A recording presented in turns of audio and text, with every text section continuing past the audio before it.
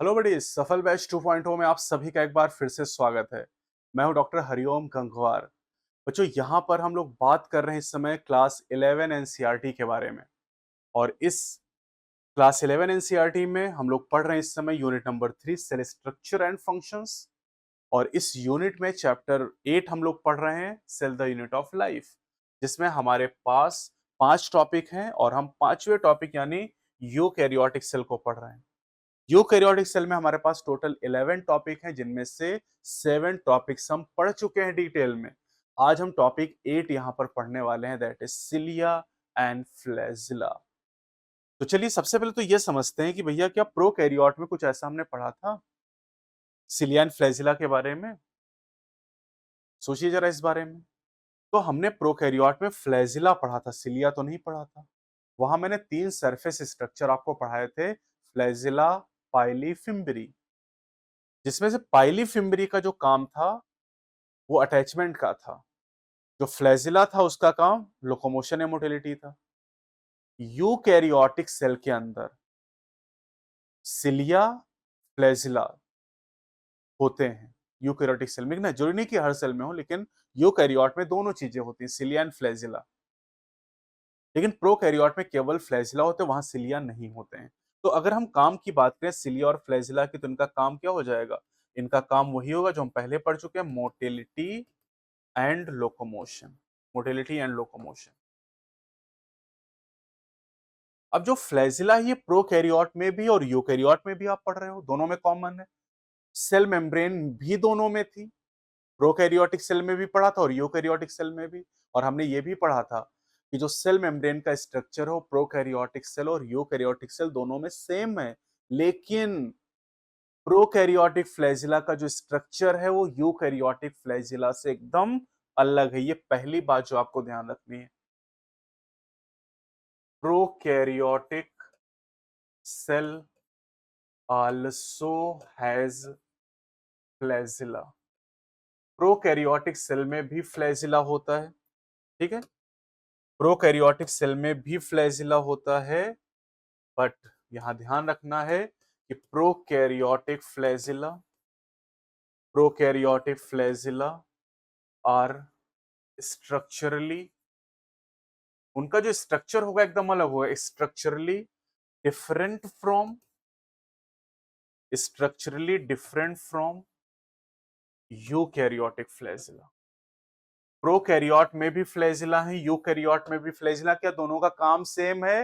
Yes, दोनों का काम एकदम सेम है। दोनों ही मोटिलिटी या लोकोमोशन में रोल प्ले करते हैं, लेकिन दोनों का स्ट्रक्चर एकदम अलग है। जबकि प्रोकैरियोट और यूकैरियोट दोनों में सेल मेम्ब्रेन है, दोनों में काम भी एक जैसा, नेचर भी एक जैसा है, सेलेक्टिवली परमेबल, और स्ट्रक्चर भी एक जैसा था। लेकिन फ्लैजिला का स्ट्रक्चर एकदम अलग, लेकिन फंक्शन सेम है। अब जरा हम यूकैरियोट में वापस लौटते हैं सिलिया फ्लैजिला पर।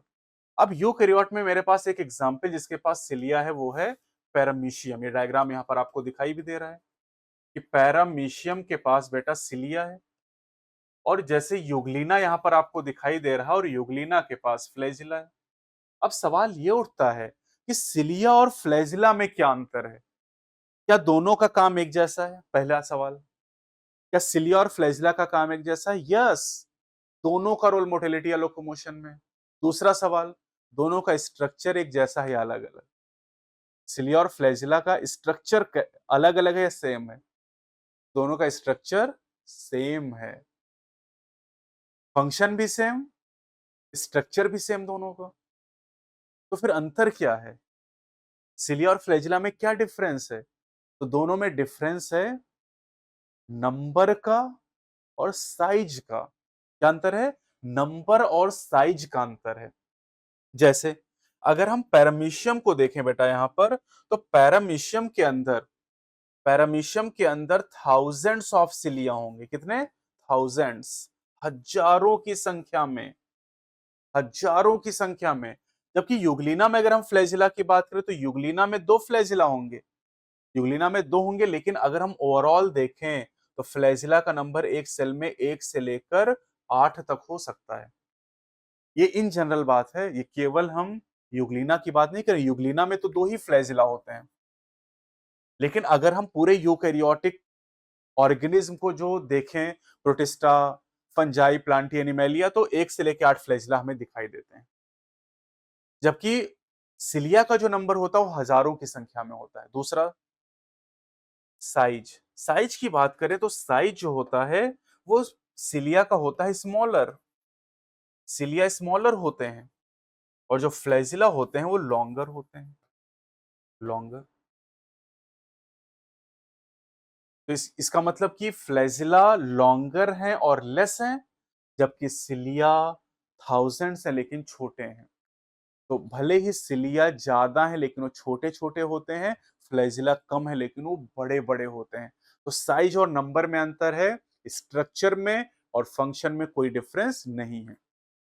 एनसीईआरटी ने एक बात और लिखी है यहाँ पर कि जो सिलिया हैं, cilia work like cilia work like ores. Ores. Ores मतलब होता है चप्पू। चप्पू, पप्पू नहीं, क्या? चप्पू। चप्पू नाव चलाने के लिए होता है। आपने देखा होगा कि जो लकड़ी वाली नाव होती है उसको एक आदमी चलाता है, नाविक कहते हैं उसे। उसके हाथ में 2 लकड़ी होती हैं और उन लकड़ी से क्या करता है, वो पानी को पीछे ढकेलता है और पानी उस नाव को आगे ढकेलता है। कौन सा नियम? Newton's third law, action reaction. उस लॉ में कहा गया कि हर एक एक्शन का इक्वल और अपोजिट रिएक्शन होता है। तो जितनी तेजी से नाविक उस चप्पू से, ओर से पानी को पीछे ढकेलेगा, पानी उतनी तेजी से नाव को आगे ढकेलेगी। इस तरीके से नाव पानी में चलती है। तो एकदम उसी तरीके से सिलिया, जैसे नाव पानी में मूव करती है, वैसे ही जो पैरामीशियम है, इसके जब सिलिया मूव करेंगे ना, तो ये पैरामीशियम की बॉडी नाव की तरह आगे बढ़ जाएगी। क्लियर बात ये? अभी जो सिलिया और फ्लैजिला है, ये सेल मेम्ब्रेन की आउटग्रोथ से बनते हैं। जैसे आपने पढ़ा था प्रोकैरियोटिक सेल में मीसोसोम, क्रोमैटोफोर, वो सेल मेम्ब्रेन की इनफोल्डिंग से बनते थे, अंदर की तरफ सेल मेम्ब्रेन फोल्ड करती थी। लेकिन यहां पर जो सिलिया और फ्लैजिला है, इसमें सेल मेम्ब्रेन सेल के बाहर की तरफ ग्रोथ कर जाती है, जिससे सिलिया और फ्लैजिला बनते हैं। तो सिलिया एंड फ्लैजिला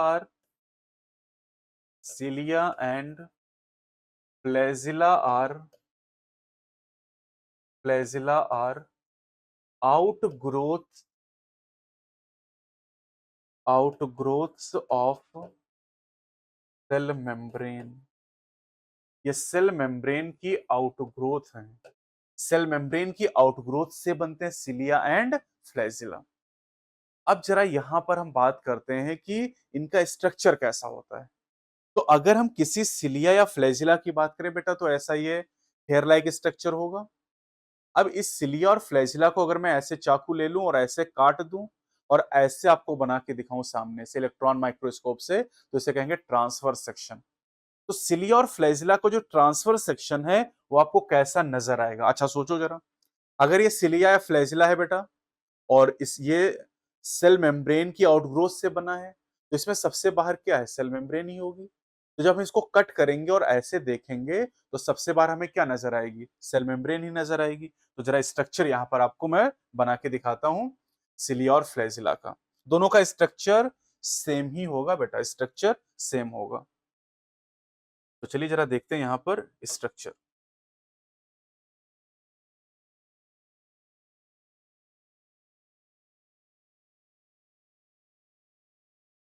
ये जो सबसे बाहर आपको दिखाई दे रहा है बेटा, इसको हम लोग कहेंगे, दिस इज सेल मेम्ब्रेन। क्या बोलेंगे इसे? Cell membrane.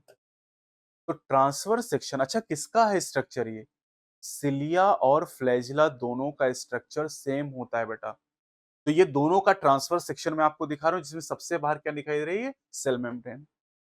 अब इस सेल मेम्ब्रेन के अंदर चलते हैं। इसके अंदर का जो पूरा पार्ट आपको नजर आ रहा है बेटा, उस पार्ट को हम लोग क्या बोलते हैं? ये जो अंदर वाला हिस्सा है, इसे हम लोग कहते हैं कोर या एक्सोनीम। बहुत पूछा गया नीट में ये, कोर और एक्सोनीम। 2024 में 2 सवाल में कोर या एक्सोनीम को पूछा गया था। तो कोर या एक्सोनीम कहते हैं इसके सेंटर वाले पार्ट को। अब इस कोर के अंदर बेटा, इस कोर के अंदर माइक्रोट्यूब्यूल्स भरे हैं। कोर के अंदर कौन भरा है? माइक्रोट्यूब्यूल भरे हैं। अच्छा, माइक्रोट्यूब्यूल अभी पिछले लेक्चर में हमने पढ़ा है कि माइक्रोट्यूब्यूल साइटोस्केलेटल एलिमेंट होते हैं, मतलब साइटोस्केलेटन होते हैं। और माइक्रोट्यूब्यूल इसके अंदर किस तरीके से भरे हैं जरा देखिएगा यहाँ पर।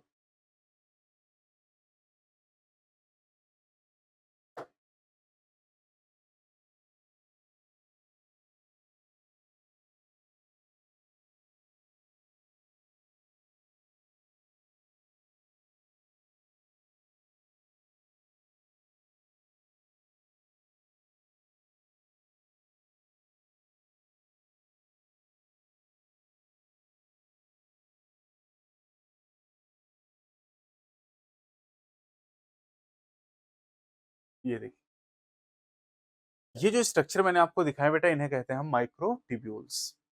अब यहाँ पर अगर आप देखें तो मैंने 9 माइक्रोट्यूब्यूल आपको दिखाए हुए हैं।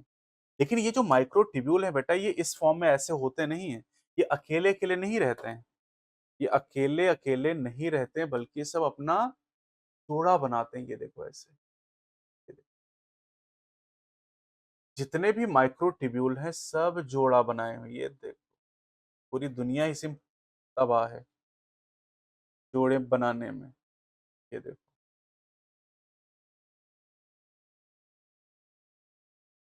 अब यहाँ पर ये जो माइक्रोट्यूब्यूल हो गया बेटा, इसको हम लोग कहते हैं, क्योंकि डबल है तो इसको कहते हैं डबलेट। क्या बोलते हैं इसको? डबलेट।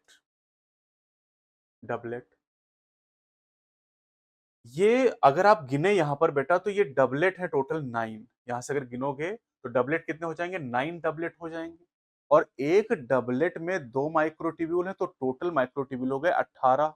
18 माइक्रोट्यूब्यूल हो गए। सेंटर में अगर देखो बेटा, तो सेंटर में एक ये माइक्रोट्यूब्यूल है और दूसरा ये माइक्रोट्यूब्यूल है। सेंटर में दो ही हैं, वो सिंगलेट के फॉर्म में अकेले अकेले बेचारे। ये डबल होना चाहते थे लेकिन हो नहीं पाई, अभी अकेले रह गए, तन्हा तन्हा है ये। तो यानी जो कोर या एक्सोनियम है बेटा, उस कोर के अंदर दो तरह के माइक्रोट्यूब्यूल भरे हैं। ये जो किनारे किनारे हैं, इनको बोलते हैं पेरिफेरल डबलेट्स। इन्हें क्या बोलते हैं?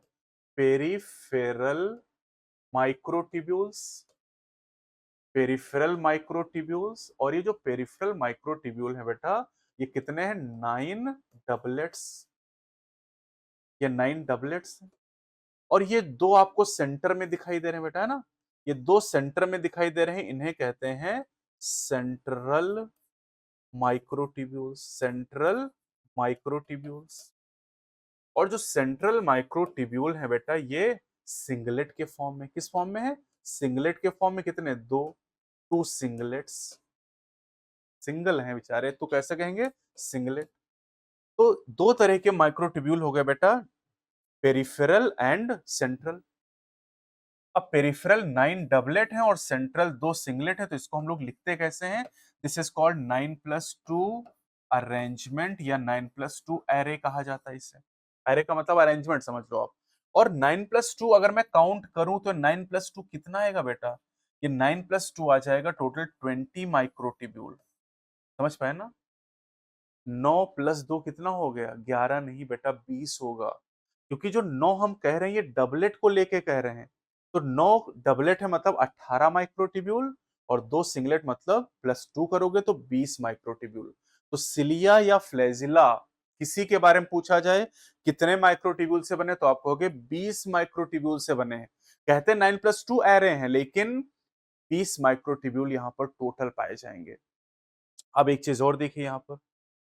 यहाँ पर जो सेंटर में दो माइक्रोट्यूब्यूल है बेटा, इनके ऊपर एक चादर है। अकेले हैं तो इनको कवर कर दिया गया इस तरीके से चादर से। और ये जो चादर यहाँ पर दिखाई गई है, इस चादर को कहते हैं सेंट्रल शीथ। क्या बोलते हैं इन्हें? Central sheath. शीथ मतलब चादर, और सेंट्रल मतलब सेंट्रल माइक्रोट्यूब्यूल को कवर कर रहा है, इसलिए इसका नाम हो गया सेंट्रल शीथ। अब जरा यहाँ पर बात करते हैं कनेक्शंस के बारे में। तीन तरह के कनेक्शन आपको जानने हैं। तीन तरह के कनेक्शन है। एक कनेक्शन ये आपको दिखाई दे रहा होगा।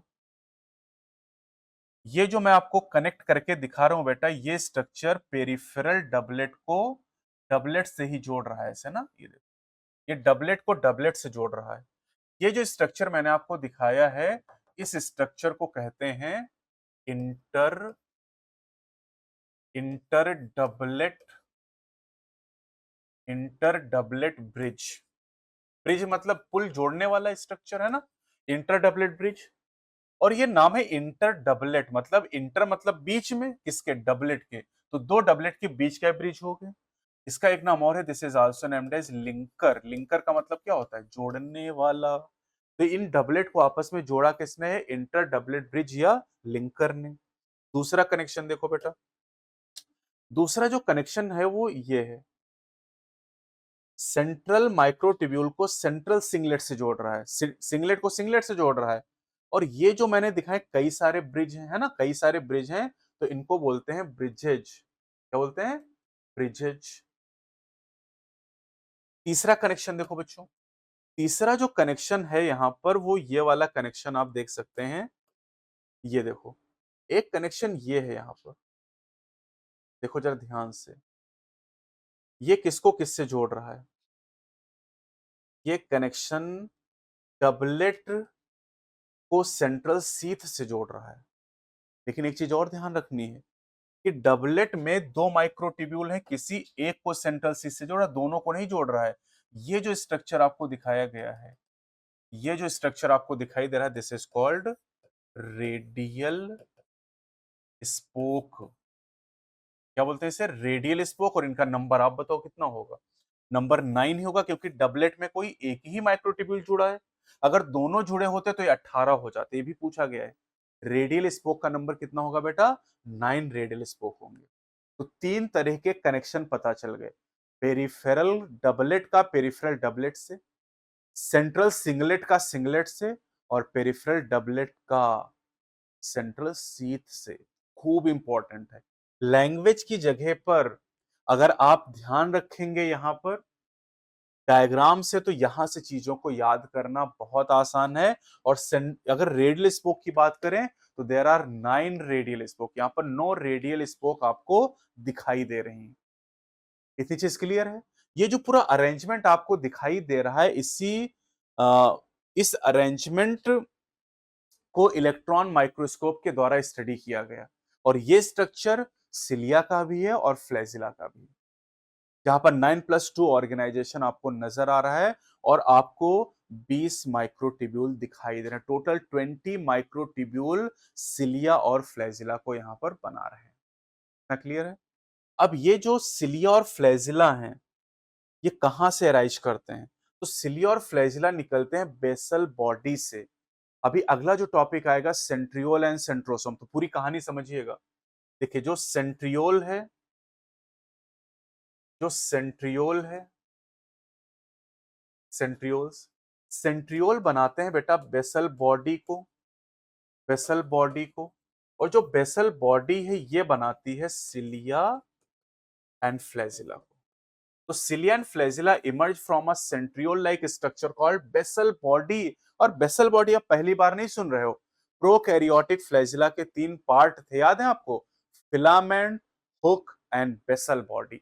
लेकिन वहां पर बेसल बॉडी अलग थी, यहां पर बेसल बॉडी अलग है, क्योंकि वहां पर कोई सेंट्रियोल नहीं है। सेंट्रियोल तो आप जानते हैं कि केवल यूकैरियोटिक एनिमल सेल में पाया जाता है। तो ये डायरेक्ट क्वेश्चन आएगा एग्जाम में, इस सिलिया और फ्लैजिला कहां से इमर्ज करते हैं, कहां से निकलते हैं, तो ये बेसल बॉडी से इमर्ज करते हैं। और बेसल बॉडी को कौन बनाता है, सेंट्रियोल, जो कि हमारा अगला टॉपिक है। तो ये पूरी कहानी कंप्लीट हो गई यहां पर सिलिया एंड फ्लैजिला की। और अब चलते हैं एनसीईआरटी टू द पॉइंट, यानी एनसीईआरटी ने जैसे लिखा एक बार रीडिंग करते हैं इसकी हम लोग। सिलिया सिंगुलर फॉर्म में सिलियम बोलते हैं और फ्लैजिला को सिंगुलर फॉर्म में फ्लैजिलम बोलते हैं। और hair like filamentous outgrowths of the cell membrane. Cilia are small structure which work like oars, chappu, causing the movement of either the cell or the surrounding fluid. जैसे paramecium है तो वो तालाब के पानी में है, तो सिलिया के द्वारा तालाब का पानी जो है मूवमेंट करेगा। Flagella are comparatively longer and responsible for cell movement, नाम काम ही है movement, locomotion, motility. The prokaryotic bacteria also possess flagella, but these are structurally different from that of eukaryotic flagella. सीधे एनसीईआरटी के पॉइंट हम लोग पढ़ रहे हैं। फिर क्या करें कि electron microscopic study of a cilium और a flagellum so that they are covered by plasma membrane, पहली चीज। दूसरी बात, यहां पर पूरा डायग्राम है, प्लाज्मा मेम्ब्रेन आपको दिखाई दे रहा है, यही डायग्राम मैंने आपको दिखाया है। देयर कोर कॉल्ड एक्सोनीम को पूछा गया नीट में, possess a number of microtubule, number मतलब यहाँ पर 20 है, जिसका मीनिंग है नंबर का मतलब वैसे तो मतलब होता है बहुत सारे, लेकिन यहाँ पर 20 माइक्रोट्यूब्यूल है running parallel to the long axis, यानी ये जो सिलिया और फ्लैजिला की लॉन्ग एक्सिस है, वाई एक्सिस जिसको हम लोग बोलते हैं, इसके लॉन्ग पाया जाएगा। The axoneme usually has 9 doublets of radially arranged peripheral microtubule, 9 doublet यानी 18, and a pair of centrally located microtubule, center में एक पेयर है जो कि सिंगलेट के फॉर्म में। Such an arrangement of exonymal microtubule is referred to as 9+2 array. The central microtubule are connected by bridges and is also enclosed by central sheath, which are connected to one of the tubule of the each peripheral doublet by radial spoke.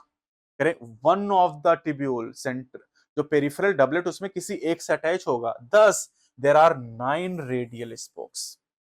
The peripheral doublet are also interconnected by linkers, जिनको inter doublet bridge भी NCERT ने यहां पर mention किया है, इन्हीं को linkers भी कहा जाता है, इन्हीं को लिंकर्स भी कहते हैं हम लोग। And both the cilium and flagellum emerge from centriole like structure called basal bodies. Tata bye bye. अब चलते हैं प्रीवियस ईयर क्वेश्चन, पहले प्रैक्टिस आप करिएगा एक बार इसकी। पहला क्वेश्चन है अरेंजमेंट ऑफ सिलियरी माइक्रोट्यूब्यूल्स, 2006 में आया था सवाल। सिलियरी माइक्रोट्यूब्यूल का अरेंजमेंट कैसा, सिलियरी पूछे चाहे फ्लैजिलर पूछे सेम ही होगा, कैसा 9+2 ऑर्गेनाइजेशन यहां पर होगा। फ्लैजिला आकर इनफ्लैजिला कहां होते हैं, यूकैरियोटिक सेल में, प्रोकैरियोटिक सेल में, वायरस में तो होता नहीं है, तो बोथ हो जाएगा, करेक्ट ऑप्शन 4 हो जाएगा। एक्सोनिम विद 9+2 अरेंजमेंट अकर इन, 9+2 कहां पर मिलेगा, सिलिया में, फ्लैजिला में, तो बोथ में हो जाएगा, यानी थर्ड ऑप्शन होगा। सेंट्रियोल अगले टर्न पे पढ़ेंगे जिसमें माइक्रोट्यूबुलर ऑर्गेनाइजेशन होता है 9+0। Number of microtubule in flagellum, चाहे फ्लैजिलम पूछे और चाहे सिलियम पूछे, कोई भी पूछे, 2010 में सवाल आया था, किसी में भी पूछे माइक्रोट्यूब्यूल का नंबर कितना होगा, 20 माइक्रोट्यूब्यूल है, जिसको हम लोग कहते क्या है बेटा, 9+2 ऑर्गेनाइजेशन। आंसर की हो गई। वाईपीक्यू पे चलते हैं, पहला सवाल है the central tubule are connected by, central tubule कैसे कनेक्टेड होते हैं, ब्रिज, यानी वैसे अच्छा ऑप्शन है ब्रिजेस कह लें अगर यहाँ पर। The electron microscopic study of a cilium और flagellum so that they are covered with a plasma membrane, their core called, the core को क्या कहते हैं बेटा, एक्सोनीम के नाम से जानते हैं। Both the cilium and flagellum emerge from centriole-like structure called the basal plate, मत कर देना एग्जाम में, basal body आंसर करना।